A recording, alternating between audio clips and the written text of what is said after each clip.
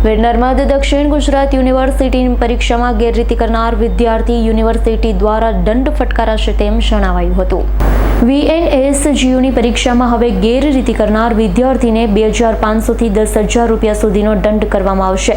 VNSGUમાં આગામી 14મી ઓક્ટોબરથી પરીક્ષાઓ શરૂ થઈ રહી છે, જેને લઈ પરીક્ષા પહેલા જ વિદ્યાર્થીઓને નીતિ રીતના પાઠ ભણાવવામાં આવ્યા। હવે ફેક્ટની જગ્યાએ MPEC અમલમાં, જેના નિયમ ખૂબ જ કડક છે।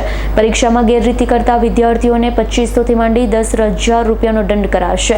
તો એક્ટમાં PhD થતી સાહિત્ય ચોરી રોકવા પણ સજાની જોગવાઈ છે। આવા કેસમાં યુનિવર્સિટી PhDની ડિગ્રી પરત લઈ શકે છે। પ્રણામ।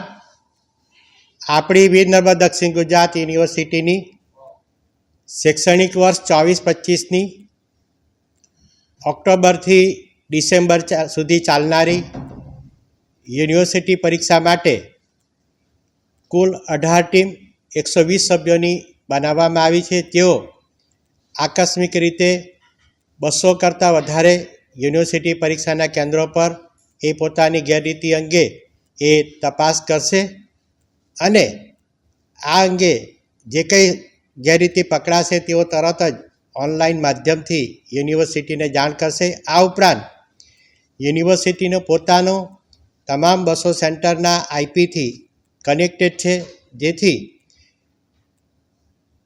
પ્રશ્નપત્ર ખોલવા, પ્રશ્નપત્ર સ્વીકારવા, ઉત્તરવહીઓના બંડલો, આ પ્રકારની જે સંવેદનશીલ બાબતો જે છે, જેને સ્ટ્રોંગ રૂમ કહેવાય છે, તે સ્ટ્રોંગ રૂમ પર પણ 24 કલાક એના કેમેરા રહેશે અને અહીંયાથી એનું રેકોર્ડિંગ ચાલુ રહેશે। આ ઉપરાંત જેટલા પણ પરીક્ષા ખંડો જે છે એનું પણ અહીંયા લાઈવ અમારી પાસે IPથી વ્યવસ્થા કરવામાં આવી છે, જેથી એની અંદર કોઈ પણ પ્રકારની ગેરરીતિ ન થાય। જો કોઈ વિદ્યાર્થી ગેરરીતિ કરતા પકડાશે તો કયા પ્રકારની કામગીરી રહેશે? જો કોઈ વિદ્યાર્થી ગેરરીતિ કરતા પકડાશે તો સ્ટેટ્યુટના આપેલી યુનિફોર્મ વ્યવસ્થા મુજબ વિદ્યાર્થીને ₹2500થી શરૂ કરીને 10,000 કરતાં વધારે પણ દંડ કરવાની એની જોગવાઈ કરવામાં આવી છે। એટલે કે ખૂબ મોટા આર્થિક દંડની જોગવાઈ કરવામાં આવી છે, જેથી વિદ્યાર્થીઓને પણ ખાસ વિનંતી કે આ મોટા આર્થિક દંડથી બચવા અને આ પ્રકારની ગેરરીતિથી તેઓ દૂર રહે। Bureau report S9 news Surat.